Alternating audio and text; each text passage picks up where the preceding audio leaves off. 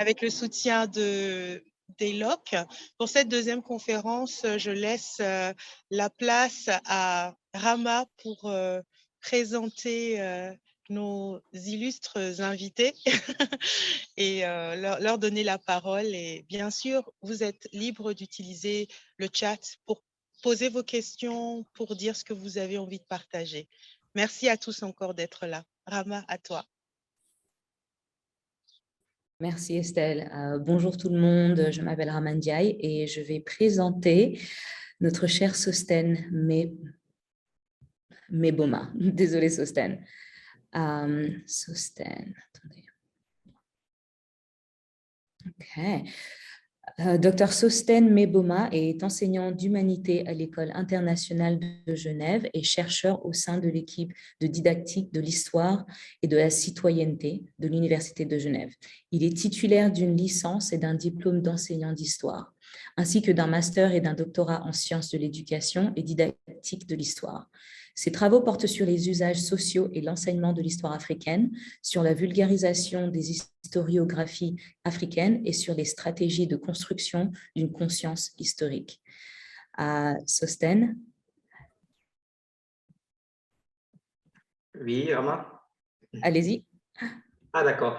Est-ce que tu pourrais, s'il te plaît, présenter d'abord le deuxième co-conférencier, Thomas Julio Ekoto?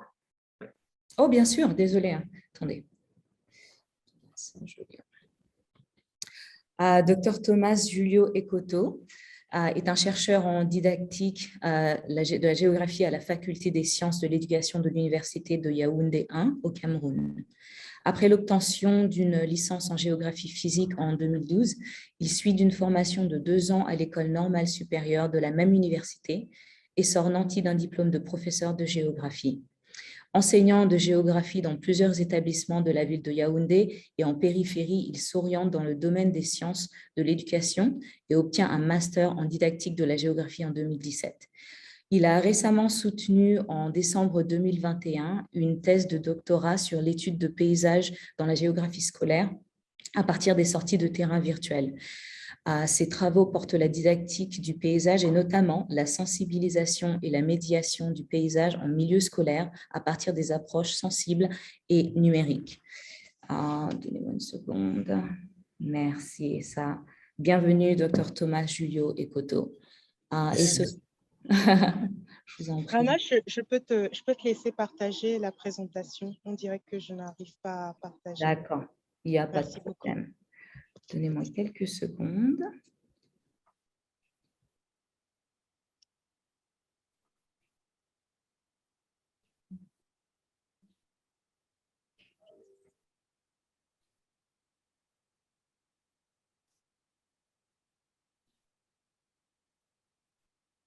Merci de votre patience. Sosten et donc, Dr Sosten Meboma, Dr Thomas Julio Ekoto, merci de votre patience. C'est à vous. Bon, bonjour à tous. Merci pour cette invitation à la conférence internationale d'Africa Learning International qui aborde des thématiques importantes pour le développement de l'Afrique à travers l'éducation. Bien, nous avons décidé d'aborder dans le cadre de cette conférence une thématique qui me semble pertinente dans le cadre de l'éducation en Afrique.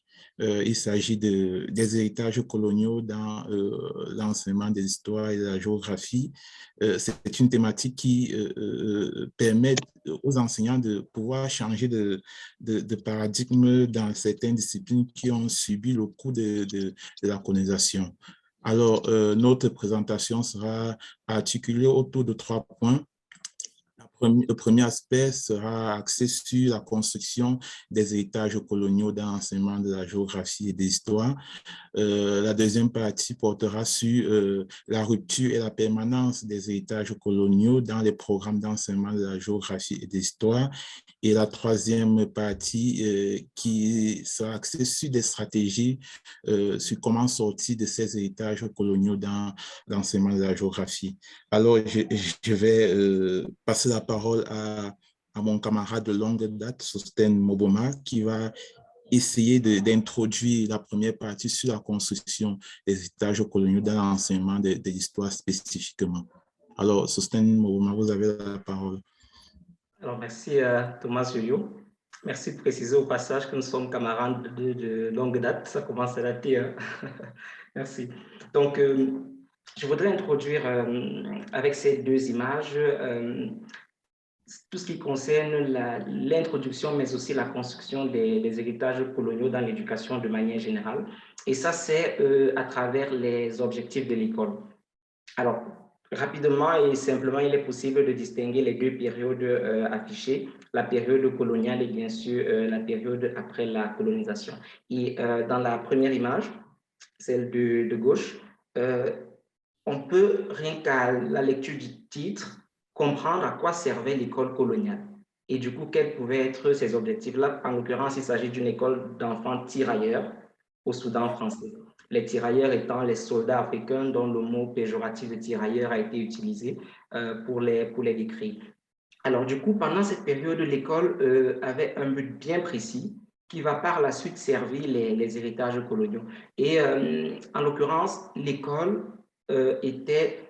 Slide, oui, merci.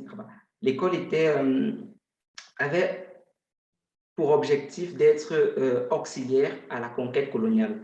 Par exemple, il fallait diffuser la langue française pour ce qui est de l'Afrique francophone, pour pouvoir communiquer avec les administrés qui serviront d'auxiliaires.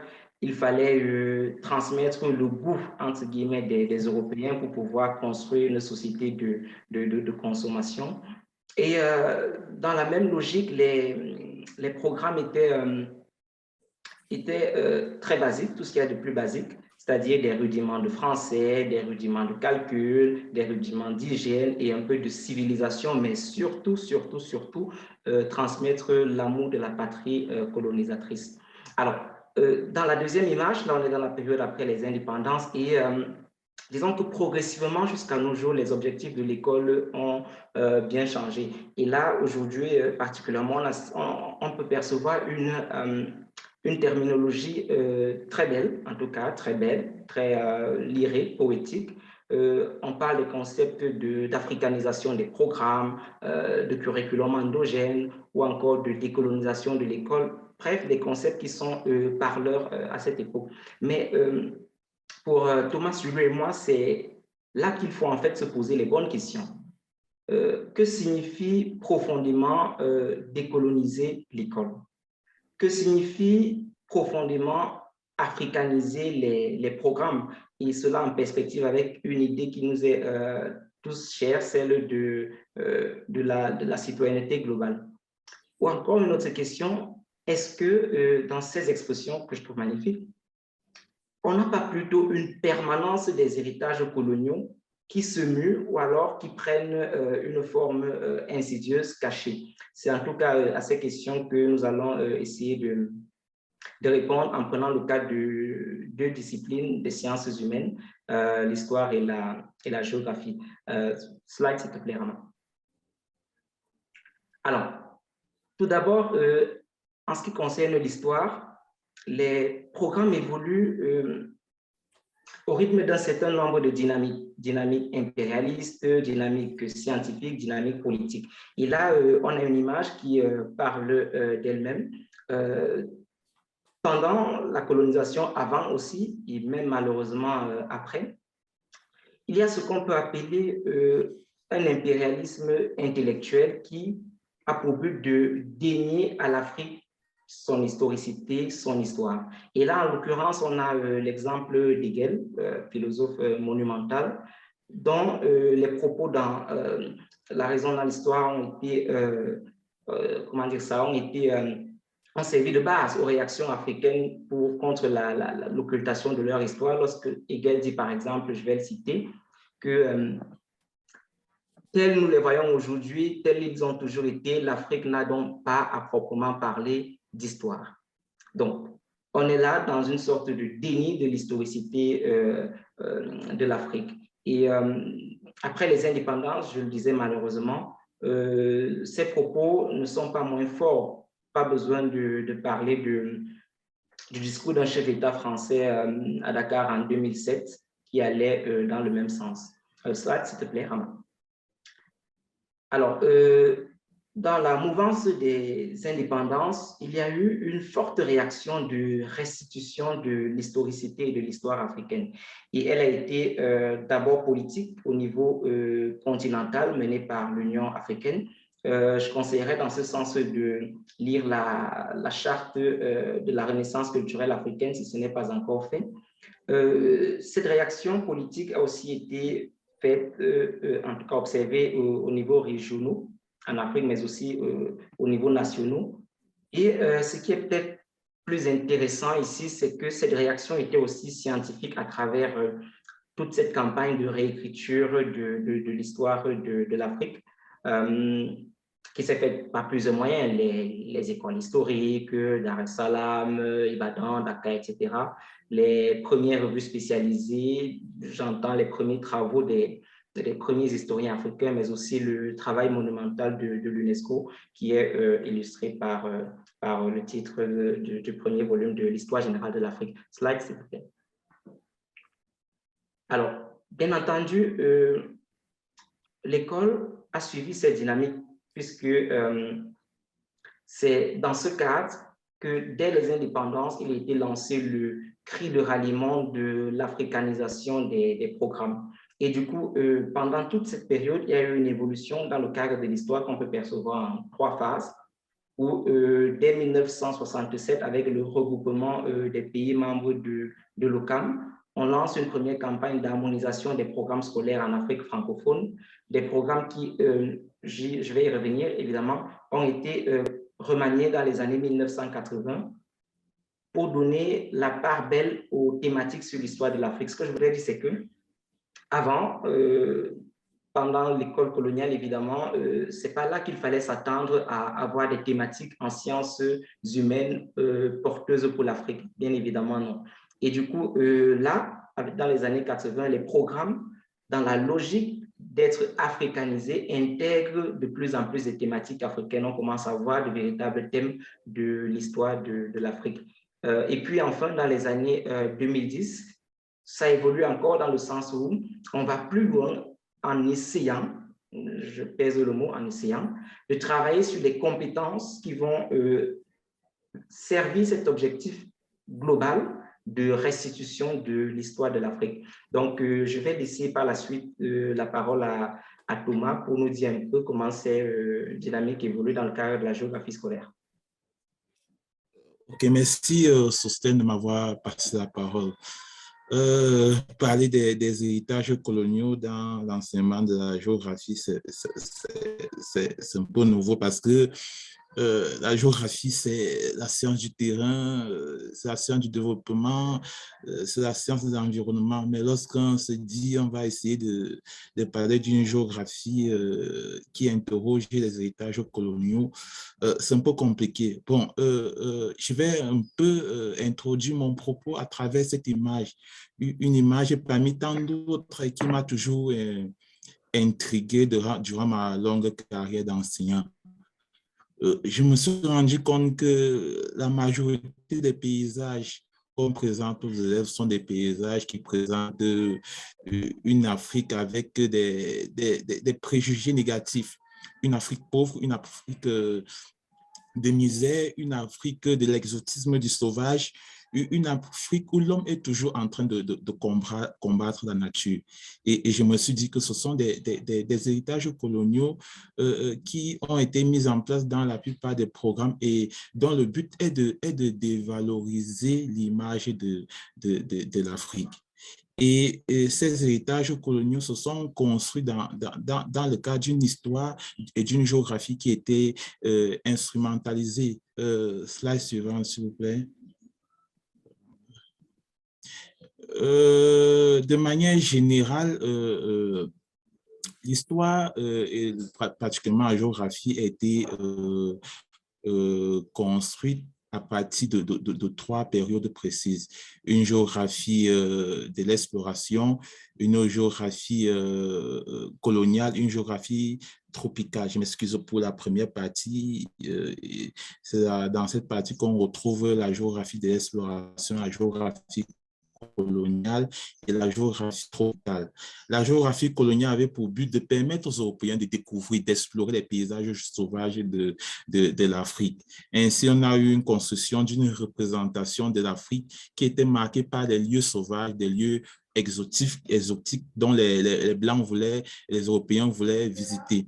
Par la suite, nous avons une géographie de la colonisation dont le but était de découvrir des paysages pour les exploiter afin de favoriser le développement de la métropole. Donc, on aura une représentation des paysages comme lieu d'exploitation des ressources naturelles.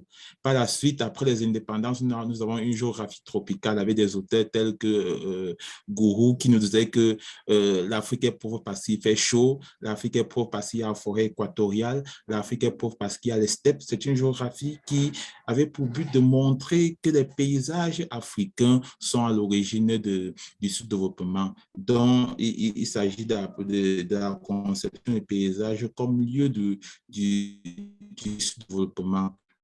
Toutes ces géographies ont permis de mettre en place des marqueurs des héritages coloniaux dans les programmes et des contenus d'enseignement qui seront abordés dans la partie suivante, la deuxième partie qui porte sur la rupture et la permanence des héritages coloniaux dans l'enseignement des histoires de la géographie. Slide suivante, s'il vous plaît. De manière générale, les études sur les héritages coloniaux ont été abordées par plusieurs auteurs. Je vais laisser la parole plus tard à Sostène pour aborder l'aspect en histoire, mais en géographie, plusieurs auteurs ont essayé d'aborder les problématiques sur la persistance des héritages coloniaux dans l'enseignement de la géographie et particulièrement dans les manuels. Nous avons un auteur français, Bédoret de l'Université de Toulouse, Jean Jaurès, qui a essayé d'analyser cette permanence des héritages coloniaux à travers les paysages dans les manuels de géographie. Nous avons essayé de présenter quelques marqueurs des héritages coloniaux dans l'enseignement de la géographie à travers la slide qui va suivre. Slide suivante. De manière générale, l'analyse, la slide précédente, s'il vous plaît, je vais rentrer en arrière. La slide précédente sur les marqueurs des héritages coloniaux. Voilà, merci. Dans l'enseignement de la géographie, les héritages coloniaux se représentent à travers on appelle ça des illustrations des paysages qui démontrent l'exotisme, la pauvreté et la dichotomie entre le nord et le sud. Nous avons essayé de prendre 3 images dans le manuel de géographie. Première image, dans le programme de géographie, nous voyons des paysages qui présentent des espaces perdus, des espaces sauvages, des espaces exotiques tels que la forêt dense, la steppe, la savane, où on voit des espaces géographiques déserts, perdus dans le monde qui sont liés au caractère exotique. Par la suite, nous avons une deuxième image illustrative qui présente des paysages comme des lieux rudes où l'homme est toujours en train de combattre la nature. C'est le cas de la deuxième image où on voit des agriculteurs qui essayent d'exploiter le sol pour des fins agricoles à travers des outils rudimentaires dans un environnement de sécheresse. Et par la suite, la troisième image, c'est un environnement de pauvreté, de misère qui a pour but de dévaloriser l'image de l'Afrique au profit de l'image européenne qui présente des paysages développés. Donc, tous ces marqueurs des héritages coloniaux sont inscrits dans les programmes d'enseignement. Ainsi, nous avons essayé de faire une analyse entre 2 programmes, un programme camerounais de 4e, un programme sénégalais également de 4e, qui seront présentés dans la slide suivante. La slide suivante sur la permanence. OK. Donc, afin de mieux comprendre cela, nous avons essayé d'analyser 2 programmes de 4e en géographie, un programme de géographie de 4e au Cameroun, un nouveau programme mis en place en 2014, un programme sénégalais mis en place en 2004. Au Cameroun, le programme de 2014 a été mis en place en révision du programme de 1991 qui était extrêmement extraverti, le programme de 4e, qui portait essentiellement sur les paysages européens et les paysages américains. On n'avait aucune leçon qui abordait les contenus liés au paysage africain. Aspect suivant, s'il vous plaît. Et les critiques liées au programme de 1991 ont entraîné une révision du programme et une soi-disant africanisation parce qu'on a eu juste une transposition des contenus du programme de 5e, le programme de 5e de 1991 qui abordait déjà les paysages africains. Donc, on a juste transposé ces contenus en classe de 4e, mais les marqueurs des héritages coloniaux sont restés les mêmes. On a eu, par exemple, des marqueurs où on considère des paysages africains comme des lieux exotiques, des lieux sauvages à visiter. On a eu des marqueurs où on utilise un lexique péjoratif marqué par la misère et la pauvreté. Au Sénégal, c'est la même logique. Hein. Au Sénégal, c'est pas la même logique parce que la révision des programmes de 1998 découle du caractère encyclopédique de ces programmes. Et cette révision a mis en place un programme en 2014, bien que africanisé, mais une africanisation limitée. Une africanisation limitée parce que lorsque nous avons analysé le programme, nous nous sommes rendus compte qu'on avait juste 3 leçons qui portaient sur les paysages d'Afrique de l'Ouest, notamment l'analyse du territoire de la Casamance. Nous avons eu près de 4 leçons sur les paysages d'Afrique et près de 15 leçons sur les autres paysages, les paysages européens et les paysages d'Amérique. On comprend que le but du programme était d'analyser les paysages africains pour comprendre les autres paysages, mais on se rend compte que c'est une africanisation limitée. Par la suite, on se rend compte qu'il y a toujours des marqueurs qui se caractérisent par la dichotomie nord-sud, où on présente un paysage africain marqué par la pauvreté et des paysages européens développés. Et également par une approche marquée par la nomination des lieux, la récitation. Donc, de manière générale, les paysages dans le programme africain sont marqués par des héritages coloniaux calqués sur l'exotisme, la pauvreté et la rudesse de la nature qui ont un impact sur les pratiques d'enseignement. Alors, je vais passer la parole à Sosthène pour essayer d'analyser le contexte dans l'enseignement de l'histoire. Oui, merci. Alors, en histoire, je vais rester dans la même logique. Hein. Il faut rappeler le titre, c'est les héritages coloniaux dans l'enseignement de l'histoire et de la géographie. Et même plus intéressant, sortir des héritages coloniaux, c'est un peu le but. Et là, à la suite de ce que Thomas Julier a présenté, je m'avais évoqué la manière dont les héritages coloniaux demeurent dans les programmes d'histoire. Et c'est pour ça qu'on parle d'héritage à la peau dure, ou alors d'une permanence des héritages coloniaux dans les programmes scolaires, même si l'africanisation des programmes est un fait progressif. Slide. Alors, clairement, et ça c'est non discutable, il y a une avancée significative dans l'africanisation des programmes. Alors, je vais bien entendu rejoindre Thomas, c'est une discussion qu'on a sur la soi-disant africanisation. Est-ce qu'on peut réellement parler d'africanisation des programmes? Alors là, je voudrais vous prendre un exemple des programmes d'histoire du Cameroun, mais que vous retrouvez également dans les programmes d'histoire du Sénégal, parce qu'il s'agit là des programmes sous l'approche de l'APC, l'approche par les compétences. Et c'est un programme de la classe de première, c'est-à-dire des 16-17 ans. Alors, je vous laisse regarder les modules, l'Europe émergente, l'Afrique et l'Asie victime d'agressions extérieures, le monde en proie aux crises et aux guerres et enfin un thème sur le Cameroun. Alors ça, c'est une avancée significative par rapport au programme d'avant où l'Afrique était tout simplement absente, bien qu'ils étaient enseignés en Afrique.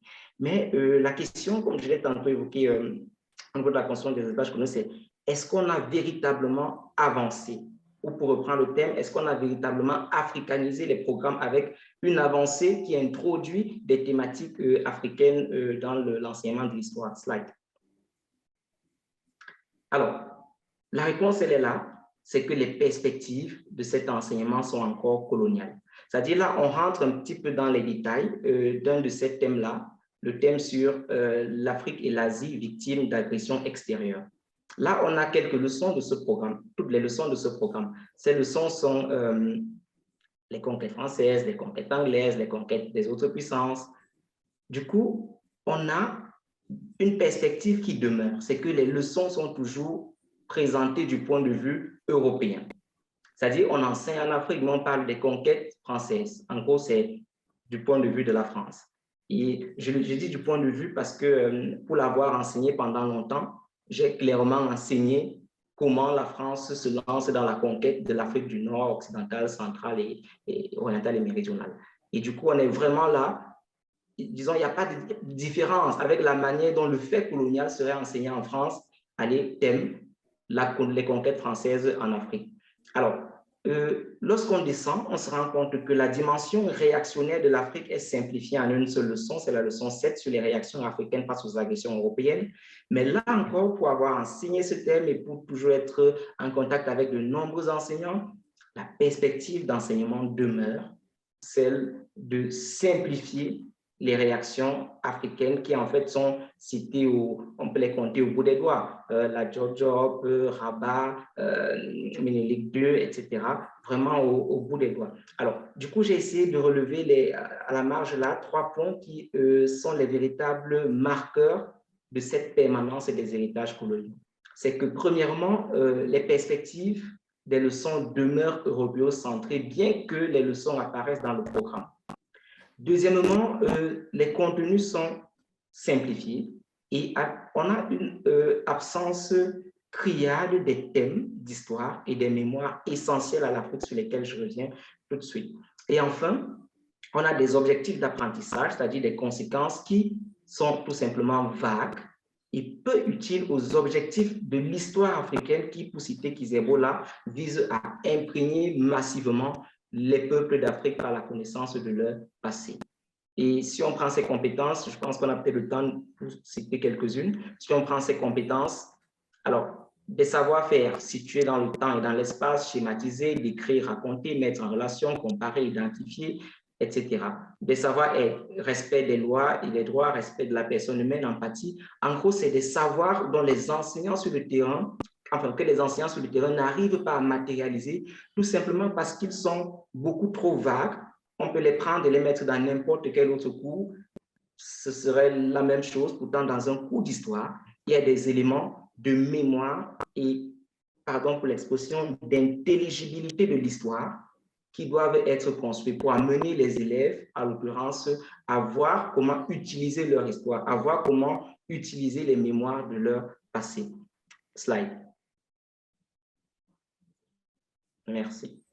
Parfait. Alors, du coup, je vais rester dans le programme, mais cette fois-là en intégrant directement les perspectives, puisqu'il s'agit de tenter d'adresser ou de résoudre le problème au niveau de la classe d'histoire. C'est-à-dire, là, pour le moment, ça ne concerne pas en amont, parce qu'en tant qu'enseignant, on est évidemment dans les fers d'un programme rigide, d'un programme fermé, où les élèves, en fin d'année, doivent réussir à leur baccalauréat. Et donc, on comprend très bien la difficulté enseignante de pouvoir sortir du programme en sachant que cela va défavoriser leurs élèves aux examens certificatifs qui, eux, viendront vérifier des savoirs dans les programmes. Du coup, là, on part plutôt sur des perspectives qui, pour chaque enseignant ou enseignante, consisteraient à faire ce qui est à faire, mais aussi d'adresser à côté, de manière connexe, des éléments intellectuels qui vont viser une réelle africanisation des programmes. Et là, je commence par adresser le premier problème que j'ai évoqué concernant les représentations.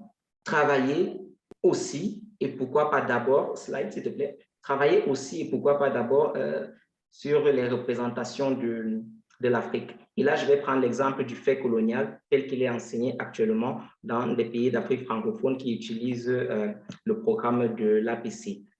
Slide. Alors, je vais vous proposer 2 éléments. Ce qui est enseigné, ce que j'ai enseigné, ce que les enseignants enseignent et ce qui peut être enseigné. Alors, tout d'abord, ce qui est enseigné. Lorsqu'on prend l'introduction du fait colonial aujourd'hui, on reste dans une dimension théorique qui est celle du colonialisme tel que vu par les colonisateurs. Par exemple, j'ai longtemps enseigné les motifs du colonialisme, les motifs humanitaires, les motifs économiques, avec de grandes figures. Pour les motifs économiques, des figures comme Jules Ferry, Antoine Sarraut. Pour les motifs humanitaires, l'exemple que j'ai marqué là, celui de Rudyard Kipling, dont je vais laisser le temps un petit peu de lire ce poème, qui du reste est magnifique. Alors, je le lis aussi, du coup. Alors, assumer le fardeau de l'homme blanc. Les sauvages guerres de la paix, nourrissez la bouche de la famine et faites que cesse la misère. Et quand vous êtes au plus près du but, la fin que vous recherchez pour les autres. Là, on est vraiment dans une conception théorique de la colonisation qui est celle du fardeau de l'homme blanc, d'aller aider, d'aller civiliser. Ce qui n'est pas faux du point de vue des Européens, et c'est ça qui m'intéresse, les représentations, le point de vue, les perspectives. Mais si on reste sur cette dimension théorique, pourquoi ne pas aussi enseigner la manière dont l'Afrique et même par extension l'Amérique pour les territoires colonisés percevaient et théorisaient la colonisation? Slide. Merci. Et là, on a un exemple parmi tant d'autres qui font partie de ces exemples inconnus. Pourtant, oui, l'Afrique a bel et bien théorisé tout ce qui est enseigné en histoire. Là, on a l'exemple de El Hadj Omar. Je vais également le lire par souci de symétrie. Alors, la calamité chrétienne s'est abattue sur nous comme un nuage de poussière. Au commencement, ils arrivèrent pacifiquement, avec des propos tendres et suaves. Nous venons commercer, disait-il, réformer les croyances des hommes, chasser d'ici-bas l'oppression et le vol, vaincre et balayer la corruption. Césure. Nous n'avons pas tous perçu leurs intentions et maintenant, nous voilà leurs inférieurs. Ils nous ont séduits à coups de petits cadeaux, ils nous ont nourris de bonnes choses, mais ils viennent de changer de ton. Alors, on a une perspective de la colonisation africaine. Et au risque de me répéter, le problème, il est général, travaillé aussi, mais pourquoi pas d'abord à enseigner aussi la manière dont les faits sont perçus des Africains. Bien entendu, la question de l'accès à ces sources se posera. C'est une des solutions sur lesquelles travailler, mais qui ne concerne pas, en tout cas singulièrement, le corps enseignant. Slide. Bien. Deuxième problème adressé ici et qu'on peut percevoir dans le programme, je disais tantôt que le seul thème réactionnaire ou en tout cas qui montrait une agentivité, j'entends une action de l'Afrique, étaient les réactions de l'Afrique à la colonisation. Et je disais que ce thème était amoindri déjà par rapport au contenu, une seule leçon sur 5, mais aussi par rapport aux éléments de fond qui sont évoqués là. Et là, la solution que je voudrais proposer, qui est maniable au niveau des enseignants, c'est celle de travailler sur les mémoires invisibilisées de l'Afrique. Et pourquoi j'évoque ça? Pourquoi je dis que c'est possible de la part des enseignants, bien que le programme soit rigide? C'est parce qu'en fait, ça peut être fait dans le cadre des passerelles, dans le cadre des décentrements, ou même si on doit travailler sur l'aspect du programme qui sera évalué en fin d'année, on peut créer des passerelles ou des décentrements de quelques minutes pour montrer ce qui existe aussi et ce qui devrait être appris par les élèves, même si c'est au-delà de la classe d'histoire. Et là, je voudrais prendre un exemple qui est juste flagrant. Mais peut-être avant de passer à la slide suivante, je voudrais évoquer, toujours dans le sens de cette invisibilité des programmes en Afrique, un fait qui, moi, m'a beaucoup peiné en tant qu'enseignant, c'est que dans cette belle révolution curriculaire qui, en 2014, a donné lieu à des programmes où, enfin, on parle de l'Afrique, malheureusement, un thème essentiel qui existait dans le programme précédent, vous voyez le paradoxe, on améliore, mais on gâche aussi. Un thème essentiel qui existait dans le programme précédent, c'était celui de l'Afrique à la veille de la poussée impérialiste. Ce thème a été supprimé. Pourtant, et je fais le parallèle avec la conférence précédente, celle du docteur Mbeke, sur la chefferie traditionnelle en Afrique, c'était de ça qu'il s'agissait. Ce sont des thèmes d'histoire et des mémoires de l'Afrique qui sont absentes, soit parce qu'elles sont supprimées du programme, soit parce qu'elles n'ont jamais existé, d'où l'intérêt de travailler à rendre visibles ces histoires et ces mémoires de l'Afrique. Prenons donc l'exemple du génocide des Herero et des Nama, slide. Il y a une slide précédente, je pense. Voilà, parfait, merci. Alors, voilà un thème d'histoire qui est des plus importants du point de vue mondial, celui des génocides. Il est si important parce que il croise en fait plusieurs disciplines, pas que l'histoire, mais bien sûr d'autres, sociologie, même géographie, même littérature, philosophie, bien évidemment. Et bien sûr, la dimension politique n'est pas à négliger parce qu'il y a une définition politique officielle de ce que c'est qu'un génocide. Et lorsqu'on évoque ce thème de manière générale, on enseigne les grands génocides de notre ère. La Shoah, le génocide rwandais, le génocide arménien. Mais c'est parfois gênant de se rendre compte que le premier génocide du XXe siècle, c'est-à-dire le premier de tous ces génocides, a été longtemps occulté. C'est celui des Herero et des Nama, où je lis entre 1904 et 1908, environ 80% du peuple Herero et 50% du peuple Nama vivant sur, c'était le sud-ouest africain, aujourd'hui c'est la Namibie, ont été exterminés. Et ce thème, pour montrer à quel point il a été occulté, c'est qu'il a été reconnu par les autorités allemandes, c'est l'Allemagne coloniale qui a perpétré ce génocide, a été reconnu seulement il y a un an, en mai 2021. Alors, avant d'être reconnu, il n'était pas enseigné. Après sa reconnaissance officielle, il n'est toujours pas enseigné. Et c'est dommage, c'est d'autant plus que le programme que je vous ai montré tout à l'heure l'aborde manifestement puisqu'on est là dans la conquête coloniale. Et donc, une fois de plus, activité de décentrement ou passerelle intéressante pour montrer que lorsqu'on travaille sur les génocides, voilà le premier, pour montrer que lorsqu'on travaille sur la colonisation, voilà des mémoires, et montrer aux élèves toute la logique d'occultation de ces mémoires. Elles ont été cachées. On peut prendre mille et un exemples, pas que celui-là. Un très flagrant, c'est celui des tirailleurs sénégalais avec le massacre de Thiaroye. On peut revenir même une fois de plus sur la communication de Philémon Mopeke tout à l'heure sur la chefferie traditionnelle, surtout lorsqu'on est dans une logique d'endégénéiser les programmes, lorsqu'on est dans une logique d'aller rechercher dans le passé africain des éléments pour participer au monde d'aujourd'hui, ce sur quoi je reviendrai. Slide. Du coup, en un mot, oui, il y a eu africanisation des programmes par l'ajout des contenus sur l'Afrique, mais peut-être qu'il faudrait particulièrement africaniser les représentations et les mémoires africaines. Africaniser aussi les perspectives. Sinon, les nouveaux programmes sont juste l'arbre qui cache la forêt. Merci. Thomas, tu as la parole pour la suite en géographie. Merci. Je crois que à propos des échanges ou bien de la communication système, on peut retenir que la solution se trouve sur deux points. Le premier point, c'est l'africanisation des programmes.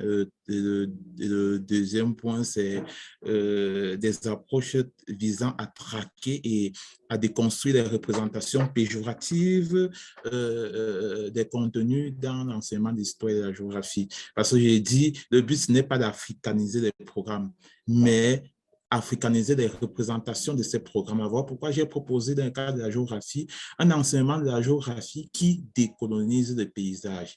Et ceci passe par une véritable africanisation des programmes à travers la présentation de la vraie image, la véritable image des paysages africains passés, présents et futurs. Par la suite, cet enseignement autrement passe par la formation des enseignants sur les démarches visant à prendre en compte les représentations des apprenants sur les paysages et également une démarche didactique visant à déconstruire, à traquer et à déconstruire les représentations péjoratives des élèves sur le paysage. Et maintenant, en classe, comment ça se fait? Nous sommes enseignants. J'ai proposé une démarche qui pourrait s'adapter au contenu en vigueur dans la slide suivante. Slide, s'il vous plaît. Bien. Dans mes travaux, je propose une démarche sensible paysage. C'est une démarche qui vise à construire les savoirs à partir des connaissances endogènes, les connaissances découlant des élèves. Parce qu'on s'est rendu compte que la plupart des savoirs qui sont dispensés en classe sont des connaissances qui viennent de l'extérieur. Or, pour décoloniser le paysage, il faut partir des connaissances endogènes, une approche bottom-top qui consiste d'abord à immerger les apprenants dans leur paysage proche, à prendre en compte leur représentation de ces paysages, par la suite à traquer et à déconstruire systématiquement les conceptions et les stéréotypes péjoratifs des élèves sur les paysages africains afin de construire un savoir durable, décolonisé et qui présente la vraie image des paysages africains. C'est une démarche qui passe par une formation et qui s'adapte réellement au contenu qui s'inscrivent dans le programme et qui ne pourra pas véritablement désaxer les élèves de leurs objectifs liés aux examens certificatifs. Alors, je vais passer la parole rapidement à Sostène pour le mot de conclusion. Alors, je pense qu'on va beaucoup plus vite que le temps là. On risque d'avoir une plus grande pause par la suite. Oui. Alors, pour conclure, je voudrais juste évoquer ce concept que j'ai vaguement évoqué, rapidement évoqué en tout cas par le passé, celui de la citoyenneté globale, qui est cet objectif en fait qui nous est tous cher. Et revenir sur une question: que signifie décoloniser profondément les programmes? Alors, il ne s'agit certainement pas de réagir de manière revancharde à l'histoire coloniale, c'est-à-dire faire le mal qui a été fait. Non, pas du tout, surtout qu'on se rejoint dans les questions de citoyenneté globale. Et surtout que la réaction à un temps, elle est normale, elle est essentielle. Si on prend l'évolution de l'écriture de l'histoire de l'Afrique, j'entends les historiographies africaines, on se rendra compte que directement pendant les indépendances, il y a eu les premiers écrits de l'histoire de l'Afrique étaient des écrits réactionnaires, où il fallait dire non, stop, où il fallait, parce que le temps le permettait, aller de manière farouche et franche contre un certain nombre de choses d'occultation ou de déni de l'histoire de l'Afrique. Avec le temps, cette historiographie s'est plus ou moins modérée, c'est-à-dire à laisser un petit peu la dimension réactionnaire pour passer à une historiographie qui adresse les problèmes généraux dans une perspective d'évolution et non plus simplement de réaction à la colonisation. Et à partir de là, je reviens sur le concept de citoyenneté globale parce que la déconstruction des héritages coloniaux tels que nous l'évoquons dans cette présentation vise tout simplement à mettre de l'avant ce que l'Afrique a de particulier dans son histoire, sa géographie, mais on peut aller plus loin dans ses sciences humaines. Ce que l'Afrique a de particulier, parce que c'est le principe que nous partageons avec Thomas, c'est que la citoyenneté globale, en fait, si elle est perçue comme une citoyenneté toute faite, ou alors une mondialisation générique à imposer à tous, très souvent, le drame, c'est qu'en fait, il s'agit d'un occidentalisme, j'entends une perspective européenne qui est imposée à tous pour faire valoir une citoyenneté globale. Et donc, qu'est-ce que c'est dans la citoyenneté globale et quel est le lien avec ce thème? C'est que l'Afrique a tout intérêt à sortir, à donner ce qu'elle a de particulier, à s'affirmer, dans le sens où la citoyenneté globale, c'est le carrefour du donner et du recevoir des différentes citoyennetés et non l'acceptation d'une citoyenneté rendue globale. Et je vais faire la mauvaise pratique de profiter pour répondre à une question qui a été posée sur le chat, même si ce n'est pas le moment. Celle de... Oui. Oui, avant de conclure, je ne sais pas si je peux apporter rapidement une conclusion concernant ma partie pour qu'on puisse évoluer avec les questions sans toutefois revenir sur la présentation. Vas-y, ça te convient, bien sûr. Vas-y. Ok. Concernant la géographie, nous proposons une approche qui consiste à finalement renforcer des liens qui existent entre l'histoire et la géographie. Parce qu'on s'est rendu compte que les deux disciplines, bien que ayant des liens interdisciplinaires, fonctionnent parfois de façon séparée. Et je propose ici une approche de la géohistoire. La géohistoire qui est une démarche qui introduit les outils et les méthodes de l'histoire dans l'enseignement de la géographie.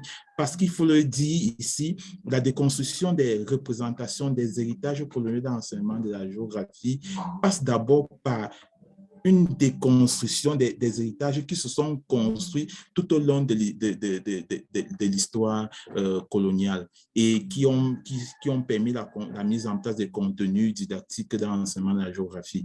Il s'agit donc d'analyser les paysages passés, présenter la vraie image de ces paysages-là, afin maintenant d'avoir une vision meilleure des paysages présents. Donc, je pense que la géohistoire pourra permettre de véritablement déconstruire ces représentations afin d'aboutir à ce que tu as appelé la citoyenneté globale. Et je voudrais également rappeler que le but de cette intervention, ce n'est pas véritablement de dire il faut ajouter des contenus africains obligatoirement dans les programmes de géographie, mais non, on revendique juste des contenus vrais qui ont été occultés dans les programmes d'enseignement de la géographie et qui peuvent même contribuer à la construction des connaissances de façon générale. Je vais prendre un thème sur la déforestation. On a longtemps dit que l'Afrique a longtemps détruit les ressources forestières et doit maintenant les préserver pour le bien de l'humanité. Or, c'est faux. Dans les époques historiques, on a eu des groupes africains qui ont adopté des méthodes de préservation des ressources forestières qui ont permis de préserver cette ressource jusqu'à la période de l'industrialisation. Et ces méthodes pourront maintenant être utilisées pour mettre en place des stratégies efficaces d'éducation, de développement durable et de préservation des ressources naturelles. Merci pour ce temps accordé. Merci à toi, Thomas, surtout que on est vraiment en symbiose là, parce que cette géohistoire qui, telle que tu l'as définie, introduit les méthodes de l'histoire dans la géographie, en fait, est aussi un courant de l'historiographie de l'histoire, c'est-à-dire, cette fois-là, on utilise les méthodes de la géographie pour l'histoire, comme quoi il y a vraiment une symbiose dans toutes ces sciences pour l'évolution de l'Afrique. Et donc, du coup, le lien que je voulais faire avec la question qui a été posée, c'est parce que justement, elle permet de répondre encore à cette question de citoyenneté globale. La question était de savoir quels sont les éléments constitutifs d'une conscience historique. Pourquoi je prends cette question? Parce que justement, lorsque je parle de citoyenneté globale, je parle en fait de la rencontre des consciences historiques. Et maintenant, quels sont les éléments qui y rentrent? Il y a évidemment une dimension identitaire. Une conscience historique est d'abord une dose d'identité. Quelle est mon identité? Lorsque je vais au rendez-vous du donner et du recevoir, qu'est-ce que j'apporte me concernant du point de vue identitaire? C'est la conscience historique, la construction et l'évolution des identités africaines. Elle a une dimension agentive. J'entends une dimension d'action et même de proaction. C'est-à-dire lorsque je vais à ce rendez-vous du donner et du recevoir, comment est-ce que je vais agir? Un agissement qui tiendra compte de moi, de mon identité, mais aussi des identités qui sont là avec moi dans le sens d'une définition d'une citoyenneté globale. Merci. Je pense que là, je vais repasser la parole à Rama. Merci. Wow, merci beaucoup, Dr Mboma et Dr Ekoto. Je vais passer le relais à Estelle parce que votre présentation était tellement puissante. En tant que femme africaine qui a été éduquée d'un point de vue européen, tout ce que vous avez dit, je me rends compte le nombre de choses que j'ai intériorisées en tant qu'Africaine et sénégalaise. Et j'ai une envie grandiose de re-regarder votre présentation toute seule et vraiment prendre des notes et réfléchir parce que vous avez les points que vous avez faits. J'ai besoin d'un peu de temps. Donc, pendant que Estelle prenne le relais, je vais regarder les questions dans le chat, mais merci encore. Hein. Oui, un grand merci. Du coup, Rama, je vais aussi te laisser faire entrer tout le monde et vraiment juste exprimer un grand émerveillement par rapport à la qualité de ce qu'on a entendu ici. Moi, ce que je garde personnellement, c'est cette idée que d'abord, on a voulu exoticiser l'Afrique pour, comme dans une approche de tourisme global, venez voir ce nouveau lieu que nous découvrons en tant qu'Européens. Ensuite, cette tendance à vraiment regarder l'Afrique par rapport à son potentiel d'exploitation. Et on se rappellera tous des cartes avec les différentes, le manganèse, l'EVA, etc., tout ce qu'on peut exploiter en Afrique. Et pourquoi un enfant apprend ça à 10 ans, toutes les ressources minières de l'Afrique, etc., mais que je n'ai jamais vu de carte avec les ressources minières de la France ou de l'Europe. Donc, c'est vraiment l'idée que l'approche du territoire à exploiter. Et finalement, on se rappelle aussi en tant qu'Africains à l'école d'avoir entendu tellement parler du fait que, oui, on cultive encore avec la houe, la culture sur brûlis et la désertification et la misère. Et franchement, rappeler cette impression que j'ai eue en tant qu'élève africaine, qu'on ne parlait pas vraiment de moi, qu'on parlait d'un pauvre peuple qui étaient peut-être mes frères du village, mais ce n'était pas moi. Et finalement, oui, les enfants africains ne se reconnaissent pas dans ce qui est montré de l'Afrique dans les programmes, parce que c'est très simplifié. C'est un peu comme être un Congolais qui lit Tintin au Congo. On s'offusque si on a l'éducation de s'offusquer, ou alors on se dit ça parle de quelqu'un d'autre, ça parle pas de moi en fait. Et heureusement qu'on se dit que ça parle pas de nous, parce qu'effectivement ça ne parle pas de nous, ça parle d'une certaine image que les gens veulent projeter de nous, effectivement. Et il y avait, oui, une question qui dans le chat sur l'opportunité que j'ai mis dans le chat sur l'opportunité que les enseignants africains ont de choisir leur contenu à un moment, de faire évoluer la situation de manière un peu volontaire. Est-ce qu'ils ont la possibilité de faire ce changement, de faire ces choix, de parler du génocide de Nama et Herero ou de parler d'autres sujets sous des grands thèmes comme les génocides ou autres? Quel est le degré de flexibilité qui existe pour les enseignants aujourd'hui en Afrique? Docteur Ekoto ou Mboma, mais merci vraiment beaucoup pour votre présentation. Et on salue Max Lobé qui vient de venir et qui sera au centre de la prochaine présentation. Merci beaucoup, Estelle. Si vous avez une question pour Dr Mboma et Dr Ekoto, n'hésitez pas, parce que les chats, il y en a 26, donc désolé si je n'ai pas pu arriver à votre question, mais n'hésitez pas à unmute. Alors, Thomas, je te laisse commencer peut-être, si tu veux. Alors... Je vais commencer à apporter un élément de réponse. J'aimerais préciser ma posture. Ma posture, elle est plus opérationnelle. Ça veut dire, ici, l'opportunité des enseignants, comment engager des changements dans ce plan. Je pense que les enseignants n'ont pas tellement ce pouvoir-là de véritablement entraîner des réformes curriculaires, parce que les réformes curriculaires, ce sont des enjeux politiques liés à la politique d'éducation.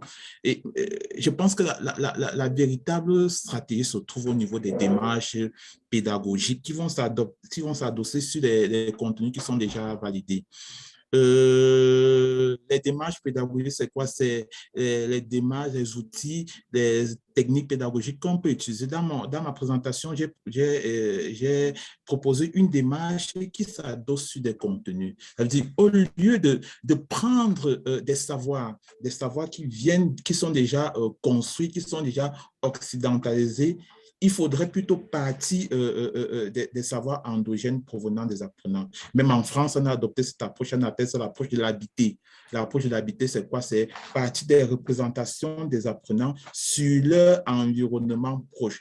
Parce qu'il faut le dire, les apprenants disposent d'un savoir qu'on néglige souvent au profit des connaissances provenant de l'extérieur. Je pense que le rôle des enseignants, comme le dit l'association, l'impact des enseignants au niveau des démarches didactiques qu'ils vont adopter pour pouvoir, à la limite, déconstruire ces représentations qui reposent sur les contenus.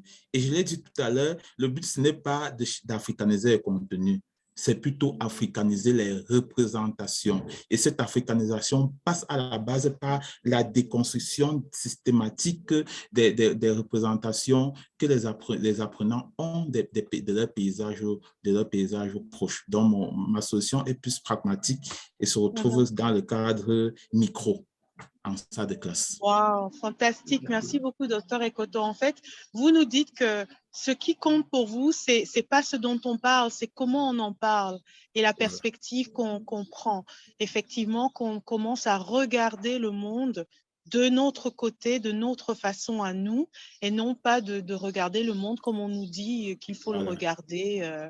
Absolument. Merci, merci beaucoup. Il y a énormément de questions dans le chat de la part du docteur Moubeke. Je souligne une fausse question sur nous avons plus de 300 000 ans d'évocation d'histoire et de préhistoire européenne et occidentale, et on ne parle jamais que de 200 années d'histoire africaine.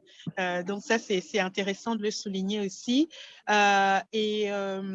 Sarah qui demandait si Sosten et Dr. Ekoto projettent de créer un manuel scolaire. Dites-nous. Alors, avant de me lancer dans ces questions, je vais dire un mot également sur la question précédente, parce que j'estime que c'est fondamental, c'est essentiel. Qu'est-ce que les enseignants peuvent faire? Quelles sont les opportunités qu'ils ont? C'est assez essentiel. Alors, je l'ai évoqué tantôt, les programmes en Afrique de manière générale sont extrêmement rigides comparativement aux programmes en Europe. Ils sont extrêmement rigides, il y a un nombre de leçons qu'il faut couvrir pendant toute l'année, et il y a des examens certificatifs nationaux qui font que les élèves doivent aller avec un certain bagage. Et quand je dis bagage, j'entends connaissance, savoir déclaratif, c'est-à-dire ce n'est pas vraiment des connaissances utilisables, des savoirs conditionnels, j'entends. Alors, qu'est-ce que les enseignants peuvent faire là? Alors, bien entendu, il ne s'agit pas d'envoyer leurs élèves à l'échec, aux examens, en travaillant sur autre chose. Mais premier élément de réponse, c'est que, comme je le disais, créer des passerelles ou des décentrements dans un cours pour montrer que sur le thème principal qui nous est donné d'enseigner, il y a des possibilités de voir soit autre chose, soit comment ça se passait. Ça, c'est quelque chose qui est manifestement possible. Sous la réserve, bien entendu, que du matériel soit fourni à ces enseignants. Et là, merci Sarah pour l'évocation. Le matériel, justement, est-ce que les enseignants l'ont? Malheureusement, non. Malheureusement, non. Parce qu'on se retrouve très vite enseignant en zone périurbaine ou alors rurale, où on est, c'était mon cas, celui qui vient avec absolument tout, la bibliothèque, l'outil informatique, l'ordinateur avec, en sachant qu'il sera utilisé juste le temps de l'épuisement de la batterie parce qu'il y aura des problèmes d'électricité. Donc, l'enseignant vient avec tout ça et du coup, tous ces problèmes-là, donc, il y a clairement un manque criard d'outils, de matériel.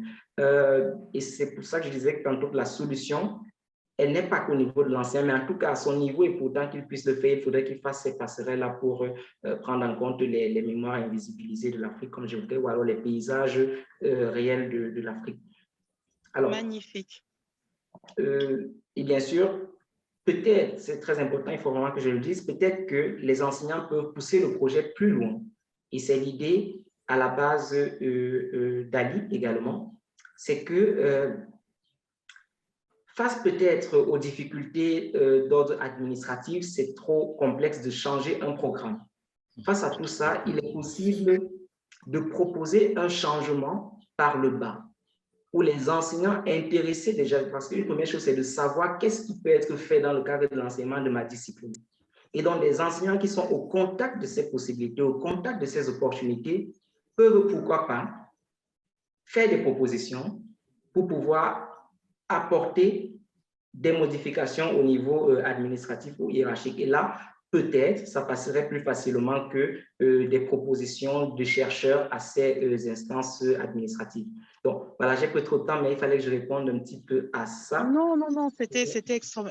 Tu n'as rien dit qui n'était pas crucial, Sostène. Effectivement, on est dans un carcan et il faut qu'on essaye de se démener pour avoir un petit peu d'espace de mouvement à l'intérieur de ce carcan. Effectivement, lorsque l'on a des séances comme ça de prise de conscience ensemble en tant qu'enseignants africains, la question qui se pose, c'est qu'est-ce qu'on fait après avec tout ce qu'on a appris? Et moi, concrètement, j'entends de toi la notion de passerelle, c'est-à-dire même si ce n'est qu'une petite parenthèse, battons-nous pour donner un petit peu de nourriture africaine, de perspective africaine à nos élèves à l'intérieur de ce programme. Continuons, ça c'est vraiment effectivement le combat de Ali, continuons de nous instruire, d'apprendre en tant qu'enseignants de nouvelles choses que l'on peut partager avec ses élèves. Et c'est quelque chose, pour terminer, qu'on va continuer à explorer avec cette conférence, c'est vraiment l'idée que tout commence avec l'attitude du professeur. L'attitude du professeur peut avoir énormément d'impact, quel que soit le programme, quel que soit ce qu'on doit faire. Si le professeur a un regard différent, il va amener l'enfant dans une direction différente. Quel que soit le chemin qui est tracé, on peut marcher ce chemin différemment, en sachant qu'on doit rester sur le chemin. L'apprentissage des enseignants et l'attitude des enseignants est vraiment, vraiment clé. Et donc là, je lis certaines remarques encore dans le chat. Maham qui disait, est-ce que c'est aussi pas un problème avec la posture des chercheurs qui est très occidentalisée? Bien sûr, nous avons besoin de formation des enseignants. Nous avons aussi besoin de décolonisation de l'esprit des chercheurs qui travaillent. Et là, je te prends un petit peu à partie, Sostène, sachant que tu vas te rendre à une conversation avec l'UNESCO bientôt sur des questions de programmes scolaires. Ce serait bien de nous donner, de partager avec nous ce qui s'est passé là-bas et peut-être nous donner plus de munitions par rapport à ce que nous, en tant qu'enseignants, on peut faire dans la salle de classe pour créer de l'inclusion, créer de l'africanisation pour nos élèves, pour nos élèves. Voilà, est-ce qu'il y avait d'autres questions? Si vous permettez. Vas-y. Oui. J'avais une suggestion, Estelle.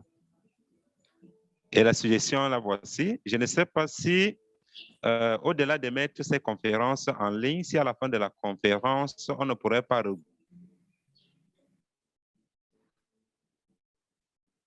On a perdu le docteur Moubeke. Je crois que peut-être sur mute, il va nous revenir. Petit souci d'Internet. Ah, c'est parti. On vous avait perdu. Oui, j'avais une suggestion, si vous permettez. Je demandais si, au-delà du fait de mettre ces conférences en ligne, il ne serait pas aussi mieux, à la fin de chaque conférence, de sortir un ouvrage. Et là, ça se baladerait dans les bibliothèques. Nos conférences ne resteraient pas seulement pour les initiés en ligne. C'est juste une suggestion. Hein. Non, c'est pas juste une suggestion, c'est une grande idée.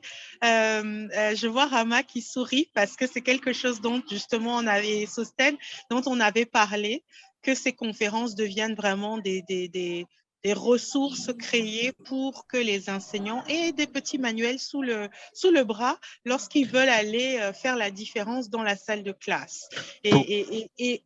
Et avec le programme, pas contre le programme, mais avec le programme. Oui. Pourquoi je le dis? Parce qu'en dehors du PowerPoint que je vous ai transmis, j'ai rédigé un article en bonne et due forme sur le thème. Super. Merci beaucoup pour cette suggestion qui est prise très, très au sérieux. Et nous appelons tous les gens qui sont intéressés par ça à nous faire signe. info@africalearninginternational.com. On peut lancer une conversation et la conversation a déjà débuté, en fait, pour être sincère. Donc, Rama, est-ce qu'on a d'autres questions qu'on a pu identifier dans le chat ou pas? Le sujet est tellement brûlant. On a plus de remarques que de questions.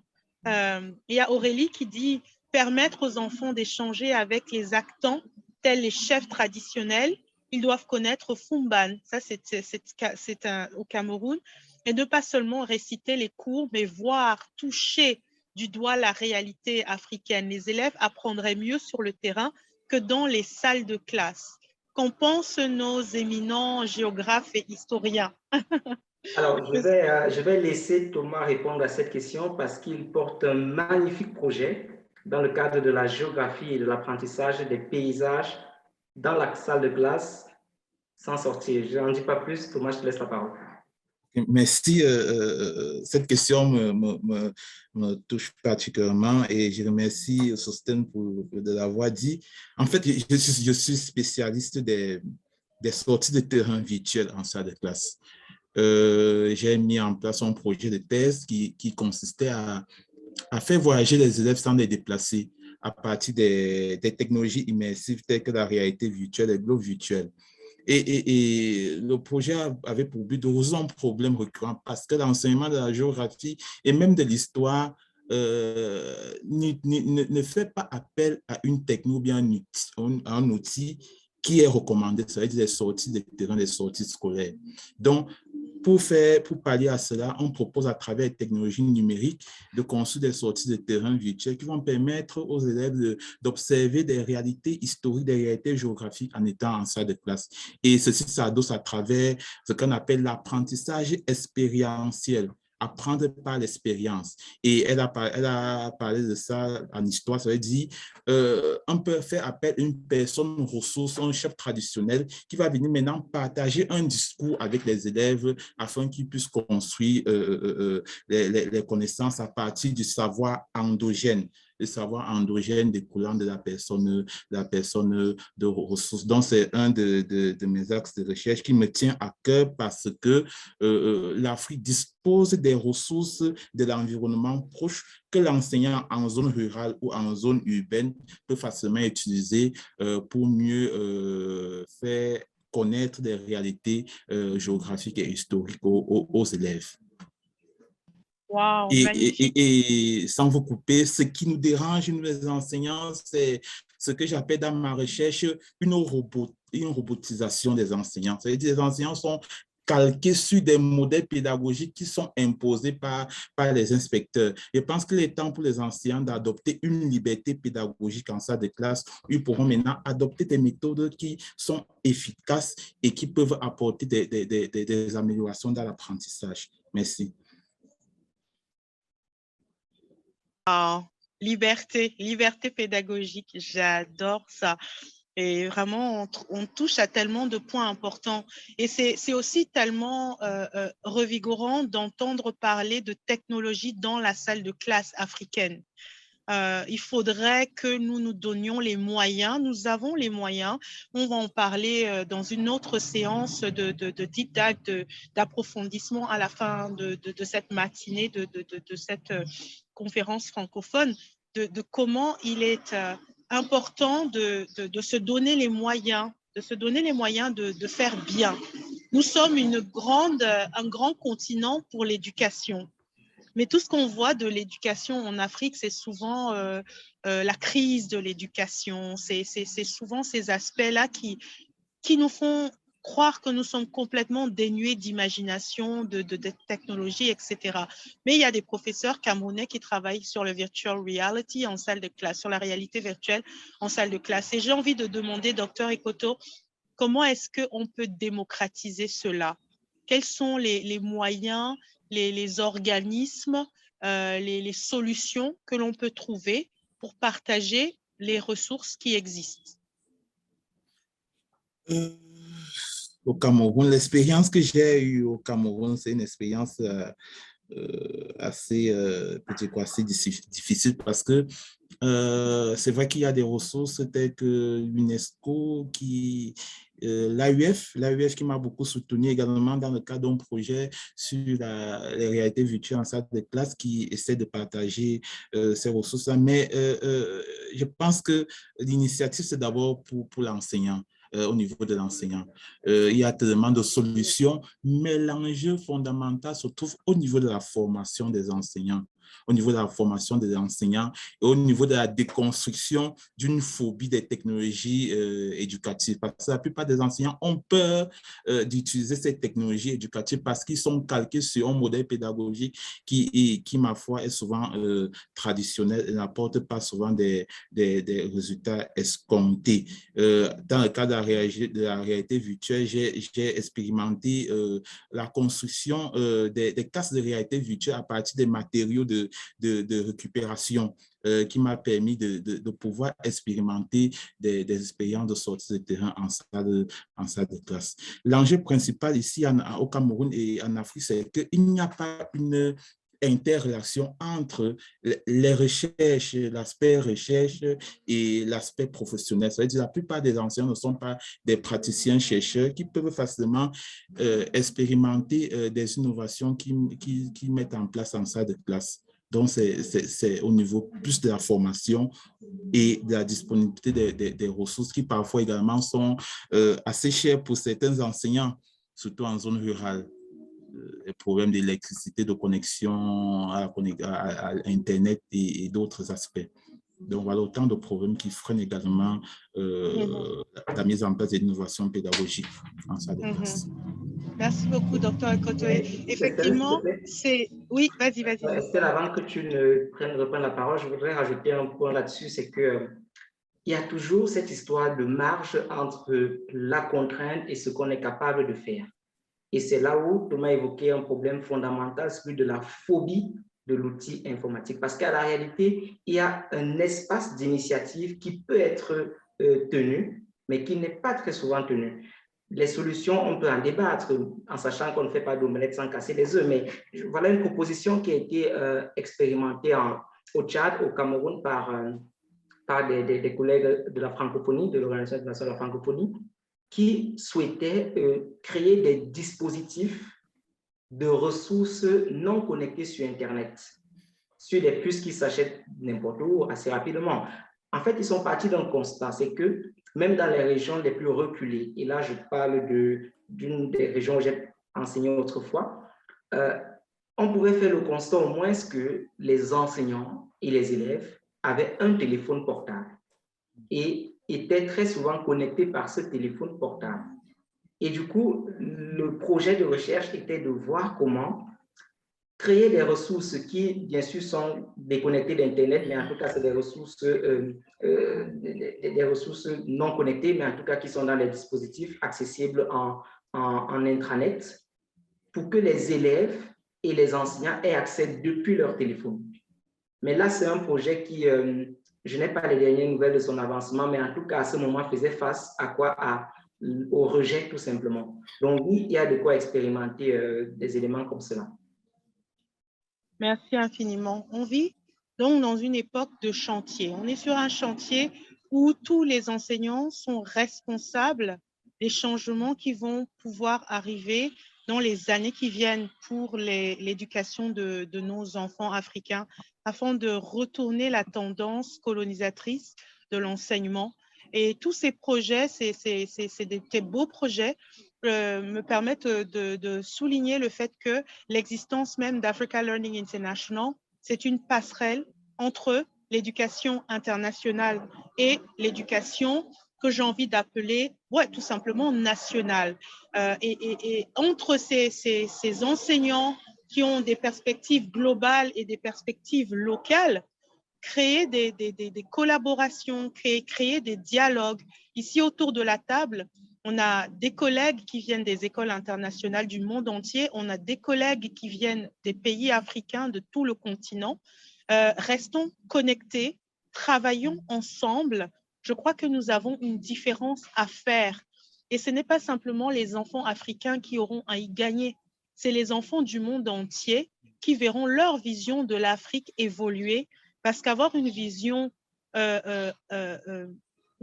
tronquée de ce continent est un manque de tellement de façons. Donc, une invitation à travailler ensemble. Un grand merci au docteur Ekoto Assosten Meboma pour une inspiration monstre. Le chat, on est témoins. Les gens ont vraiment réagi, partagé. Je vous remercie vraiment aussi pour ça.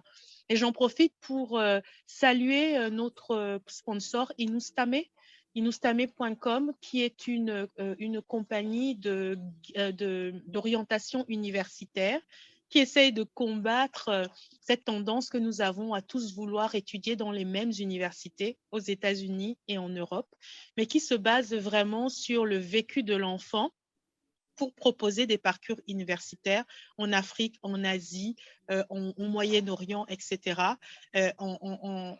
en vraiment déconstruisant cette idée de la meilleure université du monde pour se tourner plutôt vers les universités où l'on peut apprendre au mieux par rapport à qui nous sommes et où on veut aller. Donc, Inustame, vous pouvez aller regarder. Merci encore à tout le monde. Nous allons prendre 5 petites minutes de pause avant de revenir avec Max Aubé et Sylvia Serbin. Merci à tous. Merci beaucoup.